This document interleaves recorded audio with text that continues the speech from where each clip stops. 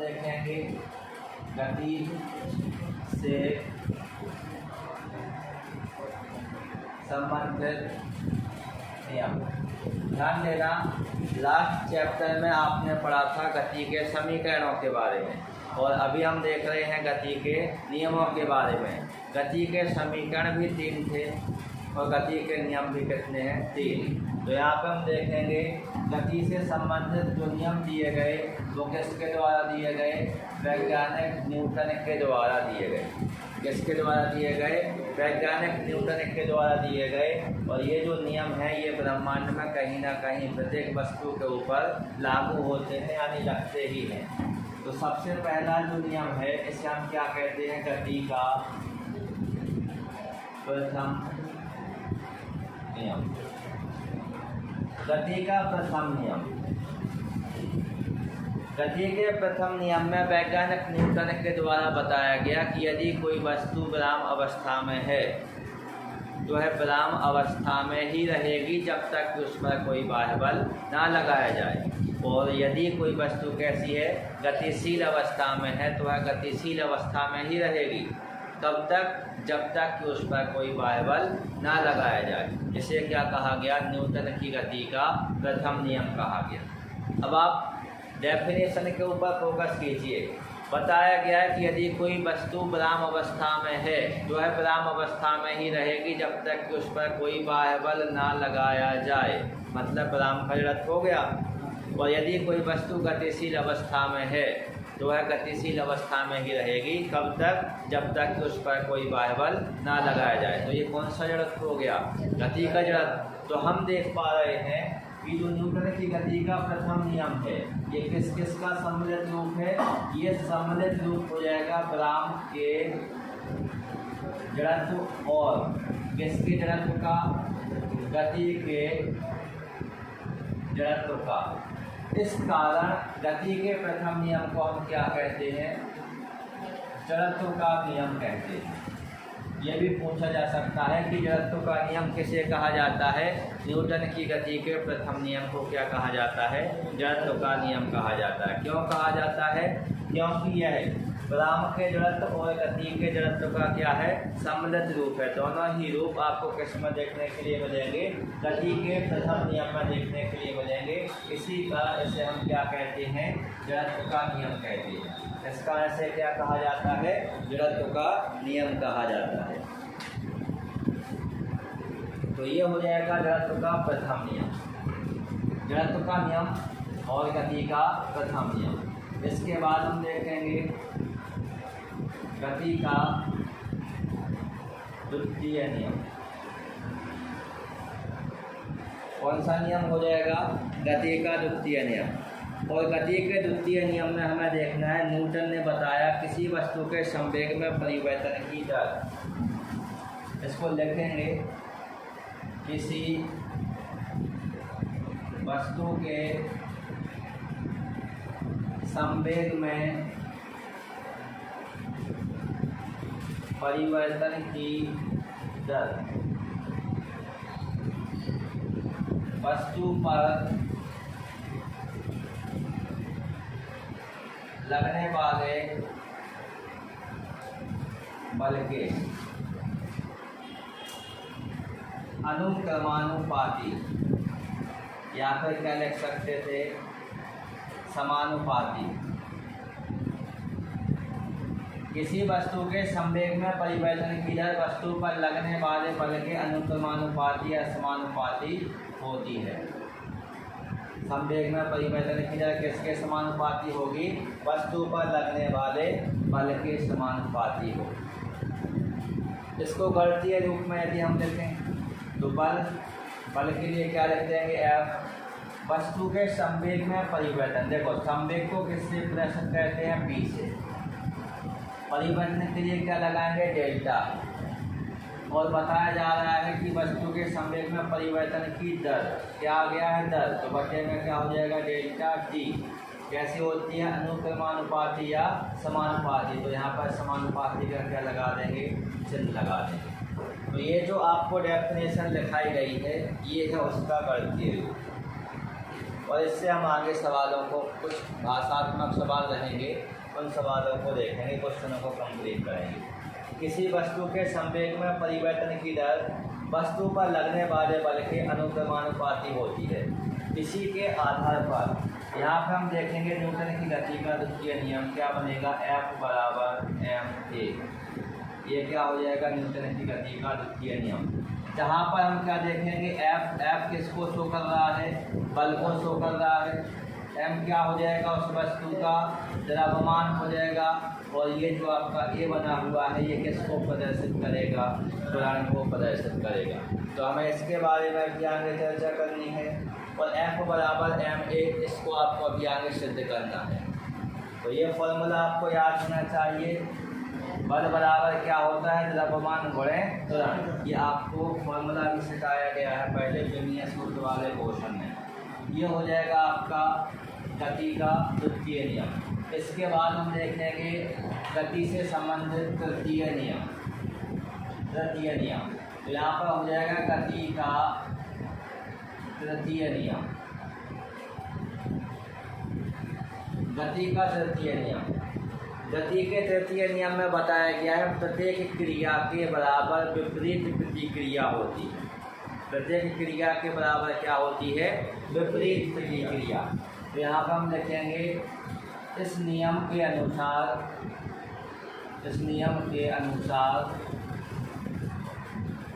प्रत्येक क्रिया के बराबर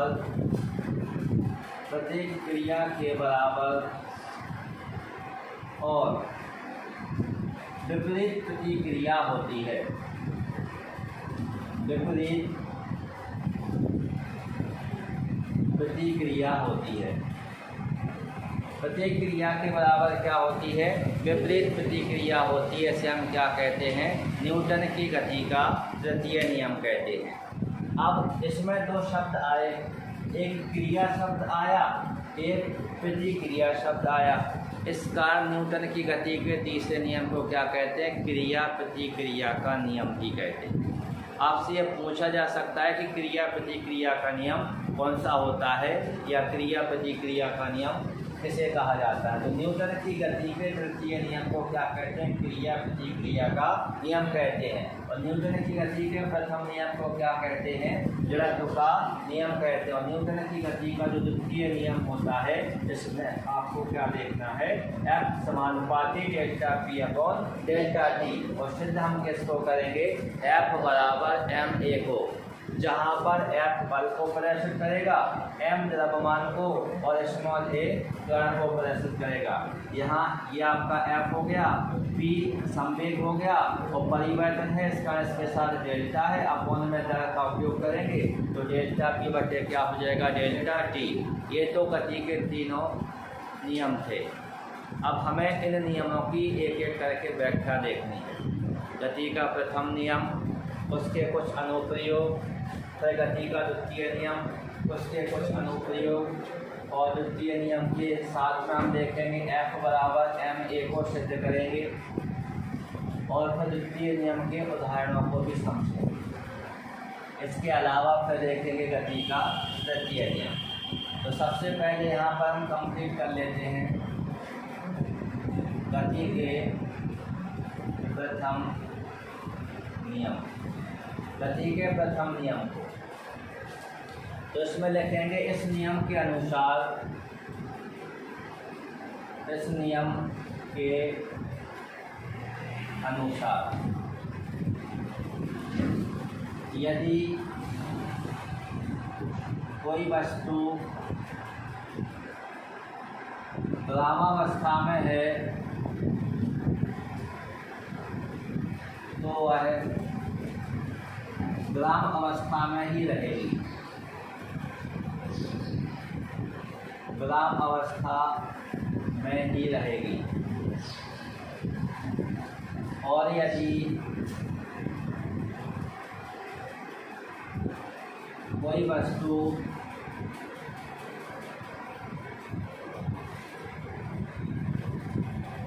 गतिशील अवस्था में है तो वह गतिशील ही रहेगी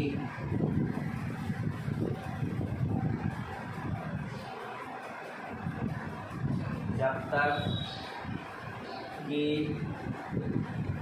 उस पर कोई बाह्य बल न लगाया जाए। जब तक कि वस्तु के ऊपर कोई बाह्य बल न लगाया जाए तो वह अपनी अवस्था में परिवर्तन करने में कैसी रहेगी, असमर्थ रहेगी। तो इसमें हमने देखा कि यह नियम राम के जड़त्व और गति के जड़त्व का सम्मिलित रूप है। इस कारण से क्या कहा जाता है, जड़त्व का नियम भी कहा जाता है। क्या कहा जाता है इसे, जड़त्व का नियम भी कहा जाता है। तो ये हो जाएगा आपका न्यूटन की गति का प्रथम नियम, जिसमें आपको याद करके रखना है न्यूटन की गति के प्रथम नियम को क्या कहते हैं, जड़त्व का नियम कहते हैं। इसके बाद देखेंगे न्यूटन की गति का द्वितीय नियम।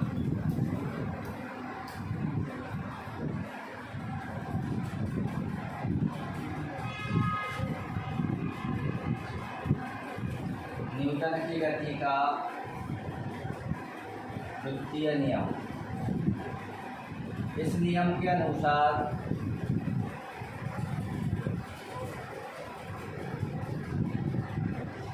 न्यूटन की गति का द्वितीय नियम, इस नियम के अनुसार यदि आप देखें तो जो हम भाषा लिखे हुए थे, किसी वस्तु के संवेग में परिवर्तन की दर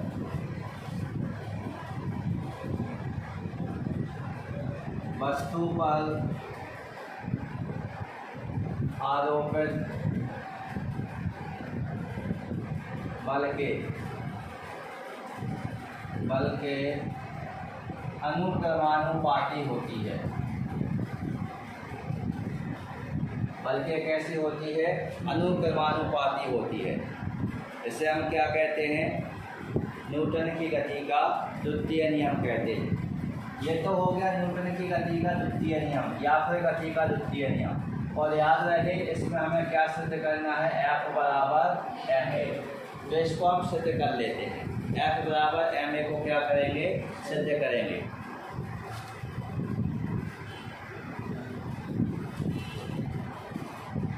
तो यहाँ लिखेंगे माना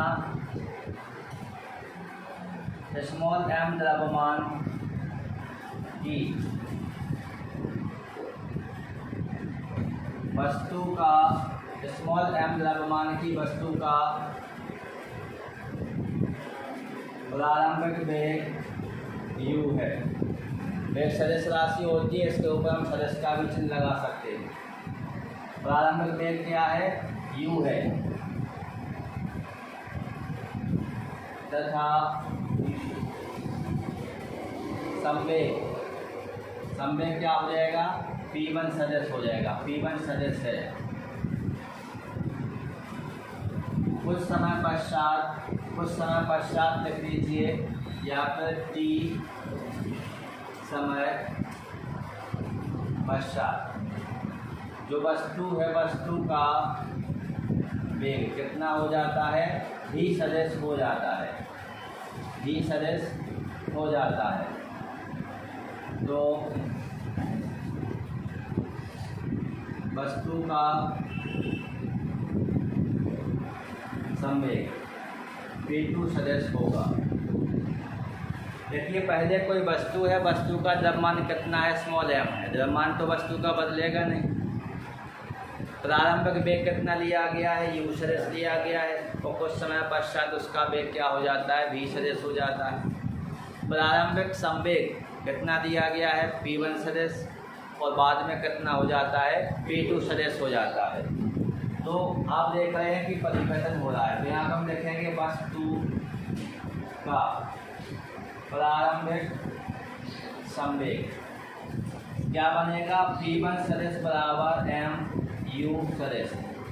संवेग का फॉर्मूला होता है द्रव्यमान और वेग के गुणनफल को क्या कहा जाता है, संवेग कहा जाता है। तो फिर यहाँ पर हमने किसका उपयोग किया है, द्रव्यमान का, और ये प्रारंभिक वेग का, क्योंकि हम बात कर रहे हैं प्रारंभिक संवेग की। तो कौन सा वेग लेंगे, प्रारंभिक वेग लेंगे। तो P1 सदिश बराबर mu सदिश। इसके बाद लिखेंगे वस्तु का अंतिम संवेग या बाद का संवेग या फिर t समय पश्चात संवेग। तो क्या आ जाएगा, P2 सदिश बराबर mv सदिश। देखो द्रव्यमान तो बदलेगा नहीं, द्रव्यमान सेम रहेगा। अब लिखेंगे, देखो संवेग यहाँ P1 सदिश था, यहाँ पर P2 सदिश हो गया, तो संवेग में क्या हो रहा है, परिवर्तन। तो यहाँ पर हम लिखेंगे संवेग में परिवर्तन, संवेग में परिवर्तन, यानी P2 सदिश माइनस P1 सदिश। अंतिम संवेग में से प्रारंभिक संवेग को घटाएंगे, तो घटाएंगे तो क्या बनेगा, mv सदिश माइनस mu सदिश। P2 सदिश माइनस P1 सदिश को हम लिख सकते हैं डेल्टा P सदिश।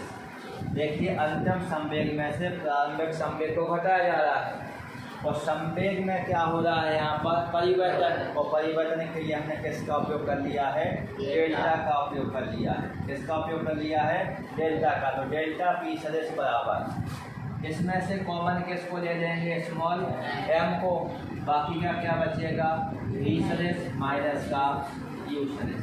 इतना समझ में आया। इसके बाद लिखेंगे तो डेल्टा P सदिश बराबर स्मॉल m, और यहाँ पर यदि आप देखेंगे तो ये वेग में क्या हो रहा है, परिवर्तन। ये अंतिम वेग में से प्रारंभिक वेग को घटाया जा रहा है, तो फिर यहाँ पर भी हम क्या लिख देंगे, डेल्टा V सदिश।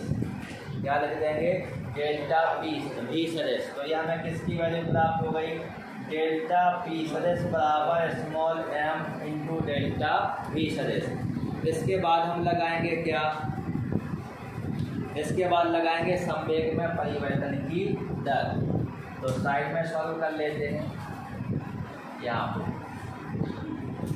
पे लिखेंगे संवेग में परिवर्तन की दर, मतलब क्या होगा, द्वितीय नियम लगा रहे हैं, संवेग में परिवर्तन की जो दर होती है वो आरोपित बल के कैसी होती है, समानुपाती होती है। तो या तो हम सीधा लिखें संवेग में परिवर्तन की दर समानुपाती क्या हो जाएगा, बल। तो बल यानी F, बल यानी F, और बल भी कैसी राशि है, सदिश राशि है। बल भी कैसी राशि हो जाएगी, सदिश राशि हो जाएगी। तो बल के ऊपर भी हम किसका उपयोग करेंगे, सदिश के चिन्ह का उपयोग करेंगे, और ये समानुपाती होता है किसके, डेल्टा P सदिश अपॉन डेल्टा T के। अभी नहीं बताया गया था, बल वस्तु के संवेग में परिवर्तन की दर के कैसा होता है, समानुपाती होता है।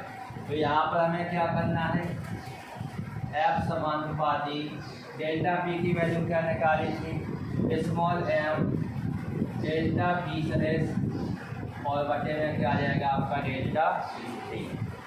आप इस वैल्यू को समझिए, ये जो वैल्यू बनी है ये किसके बनी, त्वरण की बनी है। वेग में परिवर्तन की दर को क्या कहा जाता है, त्वरण। और त्वरण भी कैसी राशि है, सदिश राशि है। तो इसके लिए हम क्या लिखेंगे, m सदिश समानुपाती स्मॉल m, त्वरण के लिए स्मॉल a, और सदिश राशि है इसका स्लोप है, किसका उपयोग करेंगे, सदिश के चिन्ह का उपयोग करेंगे। अब इसको लिखने के लिए थोड़ी ऊपर जगह बना लेते हैं। तो यहाँ पर क्या हो जाएगा, इस स्टेप को फिर से लिखेंगे, F समानुपाती ma सदिश, ये हो गया। अब क्या करेंगे, समानुपाती का चिन्ह हटाएंगे, F सदिश बराबर समानुपाती का चिन्ह हटाएंगे तो नियतांक की तो आवश्यकता होगी, और ये क्या हो जाएगा, ma सदिश। यहाँ पर लिखेंगे k बराबर कितना, 1, तो क्या बन जाएगा, F सदिश बराबर ma सदिश।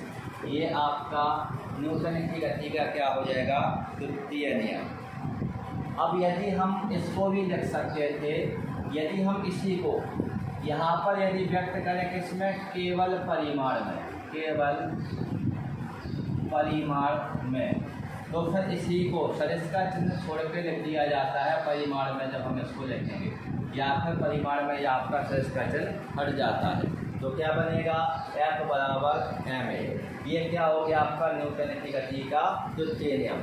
स्टार्ट हमने यहाँ से किया था कि कोई अपनी वस्तु थी जिसका द्रव्यमान कितना था, स्मॉल m था, और प्रारंभिक वेग कितना था, स्मॉल u था, और वेग सदिश राशि है, इस कारण हम u के ऊपर क्या लगा रहे थे, सदिश का चिन्ह लगा रहे थे। इसके बाद फिर हमने देखा कि वस्तु का प्रारंभिक संवेग क्या बनेगा, p1, और कुछ समय पश्चात या t समय पश्चात उसका वेग कितना हो गया था, v हो गया था, तो संवेग भी क्या हो जाएगा, p2 हो जाएगा। तो इसके आधार पर हमने दो चीज़ें निकाली, वस्तु का प्रारंभिक संवेग p1 बराबर mu सदिश, वस्तु का अंतिम संवेग p2 बराबर mv सदिश। और फिर हमने देखा कि संवेग में क्या आ रहा है, परिवर्तन, तो फिर हमने लगाया संवेग में परिवर्तन, p2 सदिश माइनस p1 सदिश। अंतिम वेग, अंतिम वैल्यू में से प्रारंभिक वैल्यू को घटा दिया गया है और यहाँ पर परिवर्तन आ रहा है, इसका हमने डेल्टा p सदिश लिखा। इन दोनों में से स्मॉल m को कॉमन लिया, अंदर क्या बचा, v सदिश माइनस u सदिश, और यहाँ पर भी वेग में परिवर्तन हो रहा है, इसका इसको क्या लिख दिया गया अगले स्टेप में, डेल्टा v सदिश। इसके बाद अपन ने लगाया संवेग में परिवर्तन की दर, बल के कैसी होती है, समानुपाती, या फिर बल कैसा होता है, संवेग में परिवर्तन की दर के समानुपाती। बात तो एक ही हुई। तो F समानुपाती डेल्टा p सदिश बटे डेल्टा t, और डेल्टा p की जो वैल्यू निकाली थी, इस डेल्टा p की वैल्यू को यहाँ पर रख दिया गया। जैसे ही वैल्यू को रखा तो हमने देखा कि डेल्टा v सदिश बटे डेल्टा t बन गया, और ये मान किसका होता है, स्मॉल a का। स्मॉल a यानी क्या हो गया, तुरंत। तो तुरंत हमने किसको लिख दिया, F सदिश समानुपाती m a सदिश को लिख दिया। और इसी स्टेप को कैसे लिखा है, क्योंकि जगह कम है तो समानुपाती का चिन्ह हटाएंगे, ये लिख देंगे, ये आपका ये भी हो जाएगा। यदि हम k बराबर 1 लिखें, नियतांक का मान इकाई हो, तो फिर बनेगा F सदिश बराबर m a सदिश। ये सदिश रूप में लिखा है, ये किस में लिखा है, सदिश रूप में, और ये किस में लिखा है, केवल परिमाण में लिखा है, माने कितना बल लगेगा, किस दिशा में लगेगा उससे मतलब नहीं है, कितना बल लगेगा, तो केवल परिमाण में लिखना पड़ेगा, F बराबर ma। ये हो गया आपका न्यूटन की गति का दूसरा नियम। अब देखना है जो न्यूटन की गति का दूसरा नियम होता है, न्यूटन की गति के दूसरे नियम के आधार पर जो हमें यहाँ पर पढ़ने के लिए मिला, delta p upon delta t, माने संवेग में परिवर्तन की दर किसके समानुपाती होती है। तो यहाँ पर आप बात को समझिए, हम इसको सीधा लिखेंगे F बराबर delta p upon delta t। ये आपको हमेशा के लिए याद करना है। यदि कोई चीज़ बटे में हो, व्युत्क्रमानुपाती मानी जाती है, मानी नहीं जाती है, व्युत्क्रमानुपाती होती ही है। और व्युत्क्रमानुपाती में विपरीत परिवर्तन देखने के लिए मिलते हैं कि डेल्टा t का मान कैसा है, कम है, कैसा है, कम, तो F का मान कैसा हो जाएगा, अधिक हो जाएगा। कैसा हो जाएगा, अधिक। यदि डेल्टा t का मान कैसा है, अधिक है, तो F का मान कैसा हो जाएगा, कम। विपरीत परिवर्तन हो रहे हैं ना, तो इसके आधार पर कुछ क्वेश्चन बनते हैं, दैनिक जीवन से संबंधित कुछ उदाहरण, और ये आपका दैनिक जीवन से संबंधित उदाहरणों को क्या करेगा, क्लियर करेगा। तो इसको हम क्या कहते हैं, आवेग। यहाँ पर ये बनेगा आवेग। इसमें आप अभी केवल इतने को समझ लें कि यदि ये दोनों एक दूसरे के व्युत्क्रमानुपाती हैं, तो डेल्टा t की वैल्यू कम होने पर F की वैल्यू अधिक होगी, और डेल्टा t की वैल्यू यदि अधिक है तो F की वैल्यू कैसी होगी, कम। ये आवेग से संबंधित बनेंगे इससे उदाहरण, तो इसको अपन कल देखेंगे। अभी हम देख लेते हैं न्यूटन की गति का तीसरा नियम, क्योंकि हमारा अभी क्वेश्चन चल रहा है गति से संबंधित नियम। तो हम देख लेंगे यहाँ पर गति के तृतीय नियम को। गति के तृतीय नियम के अनुसार, गति के तृतीय नियम में बताया गया है कि प्रत्येक क्रिया के बराबर क्या होती है, विपरीत प्रतिक्रिया होती है। इसे हम क्या कहते हैं, न्यूटन की गति का तृतीय नियम कहते हैं। आपने देखा होगा कि यदि आप क्या कर रहे हो, रस्सी से कुएं में से पानी से भरी बाल्टी को खींच रहे हो, तो आप रस्सी पर ऊपर की ओर बल लगा रहे हैं और पृथ्वी क्या कर रही है, गुरुत्वाकर्षण बल के कारण उस बाल्टी को नीचे की ओर खींच रही है। आप ऊपर खींच रहे हैं और बाल्टी को पृथ्वी कहाँ खींच रही है, नीचे की ओर, तो विपरीत दिशा में चल रहा है। और यदि रस्सी टूट जाए, रस्सी टूट जाए तो बाल्टी को खींचने वाला कहाँ गिरेगा, पीछे की ओर। क्यों? क्योंकि व्यक्ति तो लगा रहा था उसके ऊपर क्रिया बल, और बदले में समाप्त क्या हो गया, प्रतिक्रिया बल। उसको कोई प्रतिक्रिया नहीं मिली, प्रतिक्रिया बल नहीं मिला। किसकी सहायता से? रस्सी की सहायता से। तो व्यक्ति कहाँ पर गिर जाता है, पीछे की ओर गिर जाता है। आपने देखा होगा दैनिक जीवन से संबंधित उदाहरणों में दो व्यक्ति एक दूसरे के हाथ पकड़ करके ऐसे गोल गोल घूमते हैं, तो एक व्यक्ति अपोजिट दिशा में खींचता है, दूसरा उसके अपोजिट जाता है। तो एक इस दिशा में क्रिया कर रहा है, एक उसके विपरीत दिशा में क्रिया कर रहा है, तो विपरीत चल रहा है ना। और यदि एक दूसरे के हाथ छोड़ दे तो फिर जाके पीछे की ओर गिर जाते हैं, क्योंकि वो तो लगा रहे थे क्रिया बल, दूसरे को अपनी ओर खींच रहे थे और दूसरा भी उसको अपनी ओर खींच रहा था। और जैसे ही हाथ छूटे या फिर छोड़ दिए, भाई अपन तो छोड़ सकते हैं, तो हाथ या तो छूट जाए या फिर हाथ छोड़ दिए जाएं, तो फिर व्यक्ति पीछे की ओर जा कर के गिर जाता है, क्योंकि उस व्यक्ति के द्वारा क्रिया बल तो लगाया जा रहा था, लेकिन बदले में उसको विपरीत दिशा में प्रतिक्रिया बल प्राप्त नहीं हुआ, जिसके कारण वह पीछे की ओर जा गिरता।